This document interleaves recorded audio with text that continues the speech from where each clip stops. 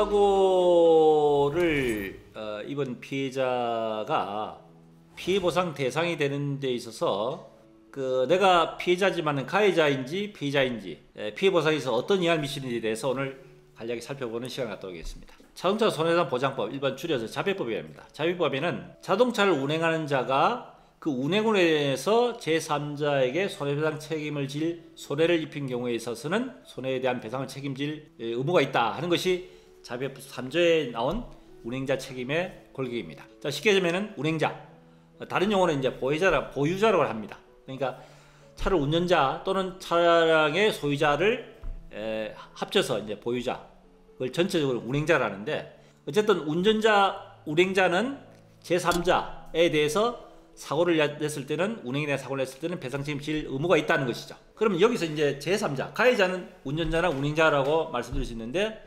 제3자인 이 피해자, 통상 그것을 보통 이제 타인이라는 용어를 씁니다. 제3자 피해자, 이걸 타인이라는데, 이 타인인 경우에 있어서는 이건 피해자이기 때문에 타인은 가해자가 사고에 대한 주체인 반면에 타인은 보호받을 객체에 속합니다. 이 보호받을 객체는 손해배상 책임에 있어서 피해보상의 대상이 된다는 거죠. 자, 오늘은 이 타인에 대해서 한번 살펴보도록 하겠는데요. 차대차 사고인 경우에 있어서 조금 전에 말씀드렸다시피 운전자는 자동차 손해보상법의 가해자군에 속한다 그랬습니다. 근데 차대차 사고인 경우에 있어서 다른 차, 상대차의 운전자인 경우에 있어서 이 상대차의 운전자를 운행자로 봐서 타인을 볼 것이냐, 그리고 피해자를 볼 것이냐 안 볼 것이냐에 대한 문제입니다. 자, 차대차 또는 차대 이륜차, 충분히 이런 사고들이 생길 수 있겠죠. 자, 그런데 이 사고가 차대차 사고에 있어서 한쪽의 차가 과실이 더 많은 경우, 상대차가 과실이 적은 경우도 있을 거고, 또 반대로 상대차가 과실이 많고 이쪽 차가 과실이 적은 경우도 있을 수 있겠죠. 자, 이처럼 가해 차량이 사고를 했을 때 상대차에 대한 운전자에 대해서 자배법선에는 상대차 운전자를 타인, 제3자로 본다는 것입니다. 대인으로 해서 대인배상으로 보상, 일반적인 보행자와 똑같이 피해자로 본다는 것이 주요 골자입니다. 자, 그런데 보통 이제 차차 사고를 냈을 때 보통 양쪽에 다 이제 종합보험이 가입되어 있지 않겠습니까? 일반적으로 보험이 가입되었다는 전제에서 말씀드리겠습니다. 그러면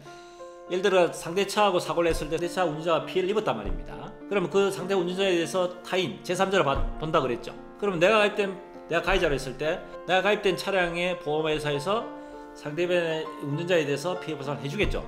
그때는 이제 대인으로 해줍니다. 대인으로 해주는데, 종합보험에서 예를 들어 피해자 과실이 40%, 내가 과실이 60%다. 또는 이쪽에 과실이 70%, 30%다.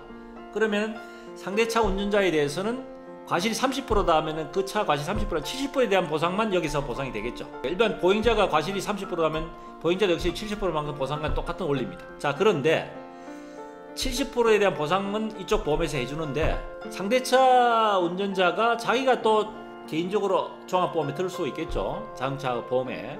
그 자동차 보험에 있어서 상대차 운전자 가입된 종합보험에 대인대물 차량 자손 이런 게 있을 겁니다. 그 중에 이제 자손 또는 자동차 상해 같은 것이 들어있다면은 이쪽에서 70%에 대한 피해 보상을 받고 나머지 30%에 대한 부분은 본인이 가입된 자동차 보험의 대인이 아닌 자손과 자동차 상해로 보상받을 수 있다 하는 것입니다. 보통 일반적으로는 내가 피해를 입었는데 상대방에서 대인으로 보상받으면은 그냥 자손으로 처리를 안 하고 그냥 대인으로 끝나는 경우가 많습니다. 한데 대차 운전사도 대인으로 보고 대인으로 보상받는 데 있어서 가해 차량에서 보상을 받고 난 뒤에 내가 가입된 종합보험에 자손과 상해가 있으면은 거기에 대해서 과실에 대한 나머지 본인 과실의 부분에 대해서는 그쪽으로 보상받을 수 있다는 겁니다. 근데 여기서 추가적으로 한 가지 더 말씀드릴 수 있는 거는, 그러면 그 30%에 대한 보상을 예를 들어 받는데 그 보상 한도가 자손이면 자손 가입 한도가 있겠죠. 또는 자동차 상해 같으면은 과실 관계없이 약간 지기준 대인배상 지기준을 계산을 하는데, 예를 들어서 1억이란 보상이 되는데 피해자 과실 30%에서 7천만 원 보상받았다. 그러면 부담 부분이 3천만 원에 대한 차량이 있는데 자동차 상해나 자손해 가지고 3천만 내에서 예를 들어서 그 손해액이 3천만 넘는다면 3천만까지 보상이 된다는 이야기죠.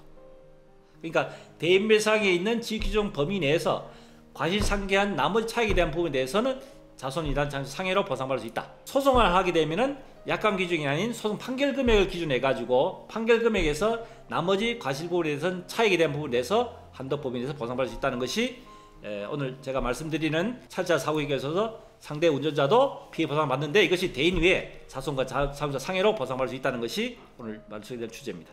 도움이 되었으면 구독, 좋아요 부탁드리겠습니다. 감사합니다.